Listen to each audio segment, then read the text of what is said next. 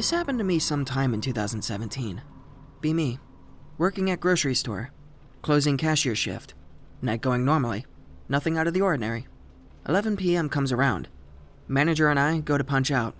We're the only two people in the store, talking and joking as usual when clocking out in break room. We both hear a loud crashing sound, like a bunch of pots and pans fell off the wall. Opposite side of break room wall was the deli. Manager and I look at each other, a bit unnerved. We walk around to the deli and look. Nothing out of place. Last deli clerk left an hour prior. We check bakery. Nothing out of place there either. Left that night, kind of baffled. Another day, I spoke to a different manager about the experience. And she believed me and had her own experience in the store. Said she was walking in the back room, and a clipboard hanging on the wall flew off behind her, while she was the only one in the room. Store isn't even that old. Was built in the 90s. In summer 2018, my partner and I had somewhat of an interesting experience whilst driving north from Florence, Colorado to Cripple Creek, Colorado. Be us, driving north through Phantom Canyon on a typical dry sunny day. Drive goes normally, nothing out of the ordinary. When we get to Cripple Creek, we get out and notice on the hood of the car, just above the passenger side headlight, there is what looks like a dirty handprint that had not been there before. Then, for some reason, I freak out that my keys are missing. Look around the car. I can't find them. We go to a local donut shop for a snack, then head back to the car. We drive back home to Denver. Rain washes away the handprint. Somehow find my keys in an obvious place, and kind of forget why I freaked out earlier. Felt like my memory was a bit off from the day. Don't recall any missing time, but I wasn't really paying much attention to how long the trip took through the canyon. Nothing else happened. Learned later that the reason behind it being called Phantom Canyon was from the old F&CC railroad, where the train crews would see the ghost of a recently executed prisoner along the line in the canyon. OP here, back with some OC that a coworker shared with me a few years ago. He and I worked together as drivers for a warehouse. We spent a lot of time together. This was the only spooky experience he ever shared with me. Be from Houston, Texas. Years back, there used to be a hospital there that shut down. Stayed vacant for at least 10 years before my buddy ever went. It was supposed to be quote-unquote haunted, and the only security was a fat dude who drove by, rarely, on a golf cart and told people not to hang out too long. Place became a bit of a weekend hangout spot for teens and young graduates, especially during Halloween. At the time, coworker was seeing a girl. This was senior year of high school, and he hadn't had much luck with girls. This one was a real prude, and my buddy decided maybe the spooky hospital would loosen her up. The usual crowd was gathered there when they arrived, and it was late, around 9 p.m. Someone had an ice chest full of beer and offered them some. Buddy throws one back. The prude refused, of course, and in they go. Buddy and his date had to go up a massive set of stone steps and through a large front door. Inside, they find a mess. Loose boards everywhere, empty cases of beer, random blankets, spray paint canisters littering the floor, and etc. But upstairs is the real danger. It's somehow darker up there, even with the busted out windows, and the two of them find a big hole in the floor. If they hadn't been watching their step, they might have fallen right through. A few people had injured themselves that way. My buddy later found out.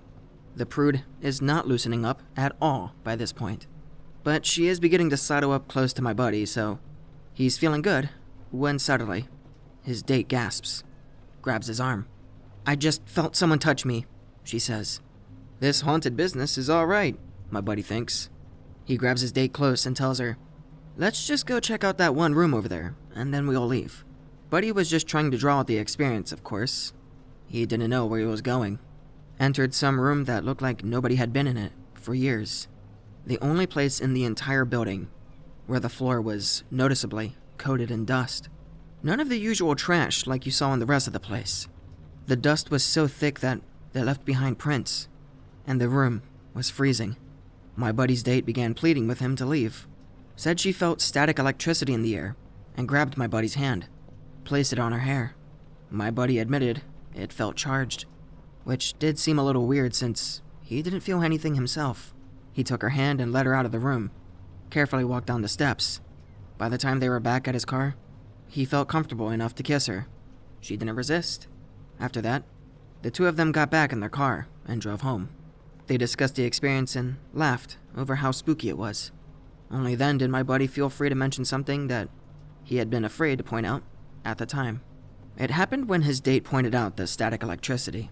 Just before my buddy led them out of the room, he looked past his date and noticed something on the floor, an extra set of footprints in the dust. My buddy told me it was possible that he had just not seen the footsteps as he entered, even though he'd been paying attention to the floor to avoid another potential accident with a hole. He said his and his date's footprints came straight into the room from the entrance, but the other set came from one of the far walls, adjacent to the door, and terminated at a blank wall. Going to share some brief ones now. These are some stories I collected from different people about weird experiences surrounding the death of a loved one. First one comes from an old classmate. She wakes up in the middle of the night, had a terrible nightmare involving a horrific car crash. Vivid scene of car flipped upside down, in flames. Sister trapped in the driver's seat, screaming and burning to death. Despite how real it felt, she doesn't call her sister for fear of sounding silly. The next day, she finds out her sister died in a terrible car wreck. Car flipped over off the highway. Sister died trapped in the driver's seat, burned to death. This next one is kind of sweet. It's from a coworker I used to hang out with. Running errands, driving. Suddenly pulls off the road into a parking lot. Sits there staring at the steering wheel. Sinking feeling in the pit of his stomach. Has the urge to call his son. Son answers. He's crying on the phone. His longtime girlfriend was killed in a hit and run. He only found out a few minutes before my coworker called him. I spent 20 minutes writing my experiences down before I realized I was a few hundred over the character limit. I'll leave an extremely abridged version of the background before I begin. Friends and I are on a trip throughout the Southwest, Arizona, New Mexico, and Texas, camping in various spots. I have a few stories, but I mainly want to focus on two. Can't go into full detail of why we were there without getting off topic, and spending a lot of time explaining stuff that isn't germane to the stories themselves, so I'll begin. Be me. Redneck out, K-friend. Friends with me. Similar backgrounds. We're camping at a spot in West Texas, where people come to shoot guns. Texas doesn't have a lot of BLM land.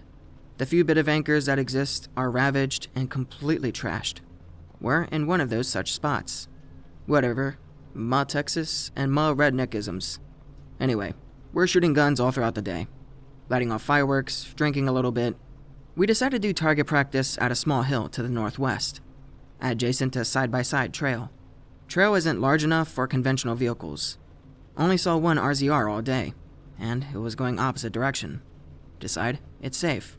Start firing. Halfway through shoot, a fucking Dodge Charger is going down the road. Immediately yell for my friends to cease fire. Drop my gun. I just about shat myself. Thought I just killed someone, or shot a vehicle. They stop for a few seconds. They continue. We kind of wave in a apologetic manner. About a half mile up the road is a hill that leads back to the main road. They stop, see a person get out, and get on a phone. Have no idea what they're doing. Think they're calling the cops or something. We kind of sit there, freaking out. No idea what's about to happen. Person gets back in their car. They approach. A million thoughts are racing through my mind. Is this it? The day I'm about to die in a gunfight with some stranger in the middle of the fucking desert? Friends think similar thoughts. I wave them down. They asked for help with their RZR, off-road vehicle to the uninitiated. Agree and apologized for shooting toward them. Act confused, as if I didn't. Think it's a fucked up cartel trap or something at first. But find their shit, and it's on the side. Help flip it. They thank me, take off hastily. Really weird people, but whatever. They come back later in day with trailer. Their trailer is filled with sandbags. Remember this. Wave and think all is well. They wave back and we don't see them again. Come sunset, we decide to hike and get pics. Beauty.jpg. As we go back to campsite, notice a collection of animal skeletons. Ram and dog skulls in a circular shape. really weird.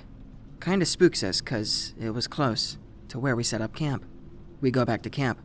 Outside is absolutely trashed. Nothing stolen, but all of our food, ammo, supplies are all scattered. See piss puddle near truck and think it was an animal. But then, we noticed the near tire marks. We decided to nope the fuck out of there. Load truck as quickly as we could. Had guns ready just in case we were being surveyed from a distance. Drive down that dinky road as fast as possible without fucking my suspension up. As soon as we approach the blacktop, we see a shitload of sandbags blocking the road. LOL. 4x4 engage and go around it. Get to the interstate as fast as I could. That's when me and my friends realized that, down in Texas, the only land is for private owners. No public land is safe in that state. Second story isn't nearly as eventual, but still really weird. Jump ahead 2 days later. We're in Maricopa County, Arizona. Few more friends from back home decided to meet us out there. Some flew, some drove. We decided to do a quick escapade to the desert for some quick shooting and fireworks. It's around 8 p.m., and it's dark already. Me and my friends I traveled with get a head start. Right before the blacktop turns to desert road, there's a steakhouse restaurant, open seasonally. Never eaten there, so we agreed to make it the meetup spot. Friends were delayed, so we ate ahead of them. After meal, friends are just barely about 45 minutes out. We decided to go outside for smokes and a quick walk. To give you a better idea, this is rural-ass Arizona. This restaurant is the only semblance of business for miles. Only thing around us is desert and private ranches. So we decided to play a little spook on our friends. Have our friend who looks like Gandalf stand in the dark, as our friends were about 10 minutes out. Giggling and giddy, he's on one side of the road. We are on the other, smoking and talking about shit. All of a sudden, Gandalf starts freaking the fuck out. Think he's joking.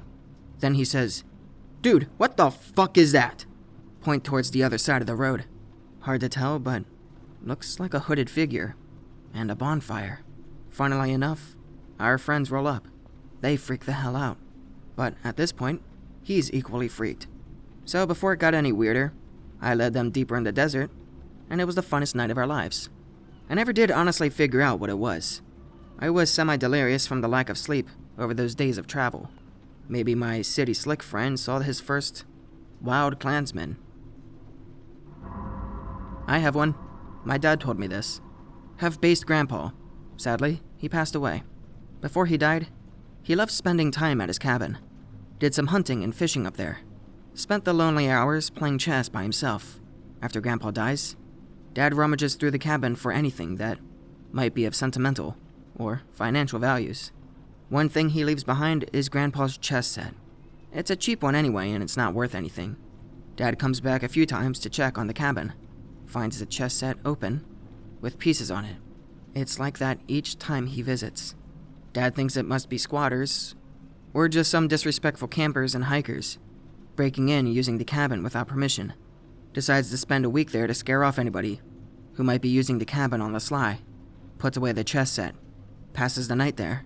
Next morning, the chess set is open again. Set up with the pieces as though someone were playing chess that night. Dad thinks, not good. Figures these must be some brazen intruders. Feels lucky they didn't attack him.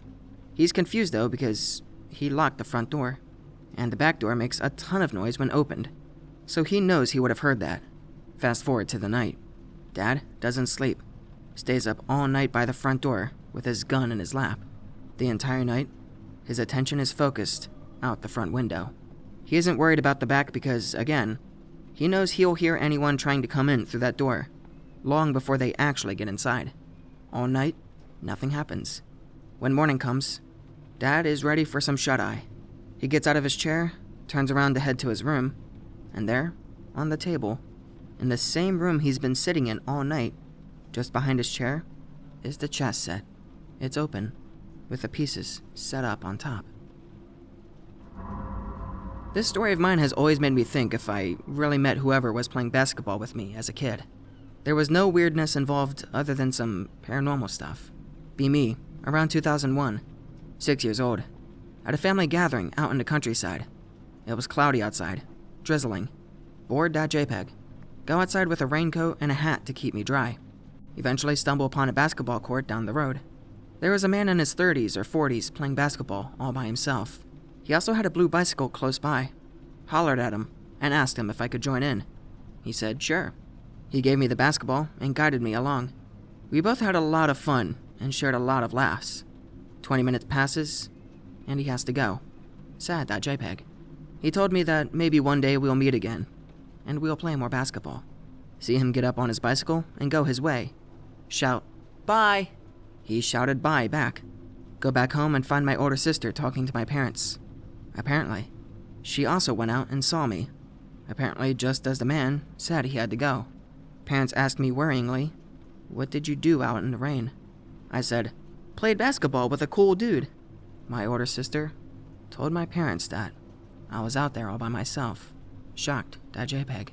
It still boggles my mind that it wasn't even real. That the man I had so much fun playing basketball with didn't exist. It was one of the reasons why I started believing in the paranormal. This happened in the late 2000s sometime. Boring, but here's a story. Aunt and uncle are letting me and my mother stay at their home, near Bull Run Battlefield.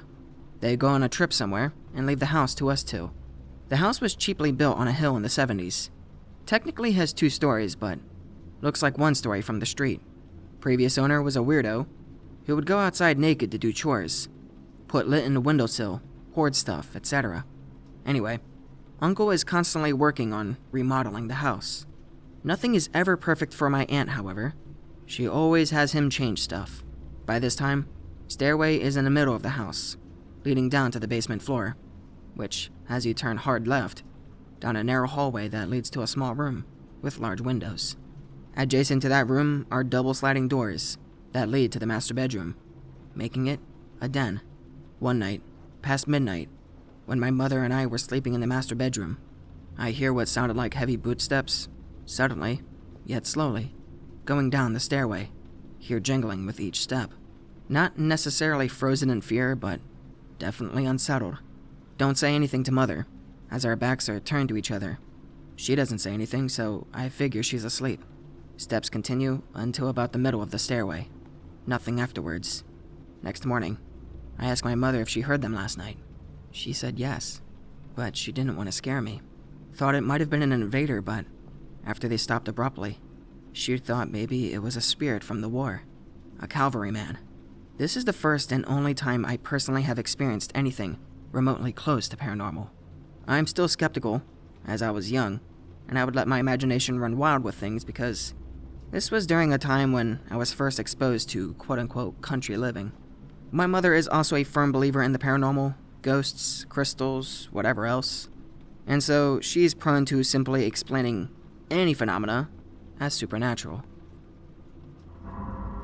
Me and my coworkers were talking about dreams and creepy premonition shit. One of my coworkers, who is Russian, told me a real dream that her grandma had. Be Russian babushka in Great Soviet Black hellscape. Hear loud knocking at your door in the middle of the night. Oh shit, it's probably the KGB. Open door. There are unsmiling men in suits. They demand to be let in and to see your husband. Tell them no and to go away. They refuse, becoming more adamant. Again, refuse. Tell them to go away right now. All the men in suits silently look at each other. They walk away without saying a word. March upstairs instead of downstairs, where the door to the outside is. Wake up from crazy dream. Find out that your neighbor in the apartment right above you actually fucking died last night. True story as told to me by a person who had no reason to lie. Another story that happened in the same house. Maybe a year or so before we got there. Cousin, who is in her teens, is staying in a room that my uncle built, where half of the kitchen used to be. You enter the front door, and on the right, there's the room door. She and her mom have a complicated past, still going through things. Her bed is up against the wall, in the far left corner from the door, with the TV mounted on an extendable swivel on the closest right corner. Windows on the same wall as the TV. She has her back leaned up against the wall, watching TV. Suddenly, she feels a pressure on her chest, and it's getting more intense by the second. She tries moving but can't. I guess she couldn't scream for help, as the force was pushing the wind out of her lungs. Eventually it relents, and she runs, crying, to her mom's room. I forgot if she only slept with her mom and stepfather that night, or if she didn't for a few nights. Either way, she was pretty freaked out. Everyone didn't know how my aunt was to her, so we all thought she was just a bad kid, deserving of whatever happened to her. My mother figured it was a spirit punishing her for her energy, or what have you. Anyway, I came to the conclusion that she didn't deserve all of those negative opinions about her, and so maybe this spirit was just malevolent. Not saying she didn't do some stuff that she wasn't supposed to, but I don't blame her for not wanting to be around her mom, now knowing what I do. And, again, I don't really believe in this stuff, and so maybe she was just having a panic attack or something. Here's another from my cousin. Cousin, her husband-to-be, and their little one are traveling on the highway at night. They have to pull over because husband needs to pee. Pretty dark outside. Near, they think, a farm, but there's a tree line that he steps into, and there are trees going back as far as they can tell. After he's done, he starts to walk back to the truck, but notices something in the distance. It's a light. I forgot what color, maybe blue. It starts to get closer, brighter even. They both see it, and husband-to-be runs to the car. They get out of there. Cousin looks up the area that they were in the next morning, and apparently, there have been reports of a light appearing in the woods there. Strange stuff happening. Just so happens that during the same night, shortly after they had left, there was an accident where a truck or a van flipped over along the same tree line where they saw the light. Alright, here's a shortish one.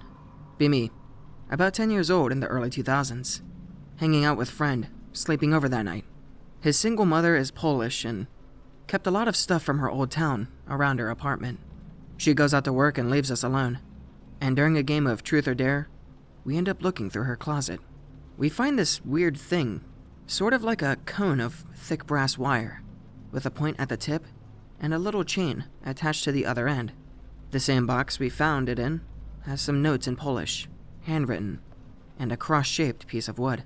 Friend says the notes say it's some kind of fortune-telling device. We hide it away for later that night. Friend's mom comes back. We eat supper, play some vidya, then she goes to bed.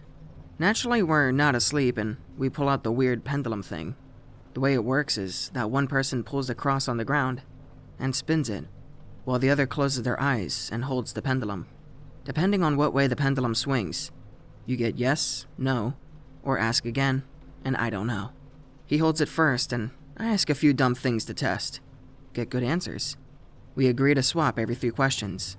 Then, it's my turn, so I'm holding with my eyes shut, and he spins the cross. Then he asks a few questions in Polish. I don't know Polish, if that wasn't clear. Laughs after the first one, then gets a bit more serious, and then goes silent after the third. Asks me if I knew what he was asking. Say no, and pass him the pendulum. He's looking a bit spooked. I ask 3 questions. Does insert girl like me?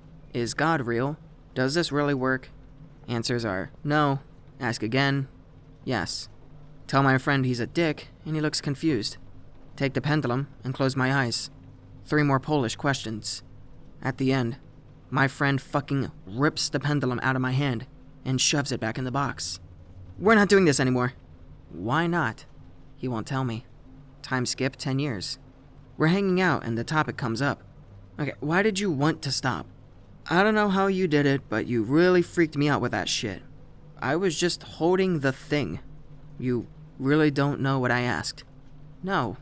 The first set of questions, I don't remember well, but it was something about my grandpa. You got them all right. Well, it was just yes or no or maybe. The last ones were, is there something in the room with us? Can you lie? Say yes, then no, then yes again, if you want to hurt us. I got some chills because I know what's coming. Let me guess. Yes, spin, then it went from yes to no to yes. Then it spun around again. Fuck. I haven't spoken to the guy in years now. He moved away and got married, but I've never learned a single bit of Polish in my life. I had no fucking idea of what he was saying to me. My eyes were closed, so maybe he was just fucking with me. But he seemed very serious. And after getting into more X shit, I have to wonder. There was a pedo in that apartment building who died when we were very young, and he was on the 20th floor where my friend ended up living. We both used to live in the same building, but on the 8th and 11th floors. He moved up when my family moved across town into a house. I can't help but feel like some quick thinking on his part stopped us from getting into deep shit.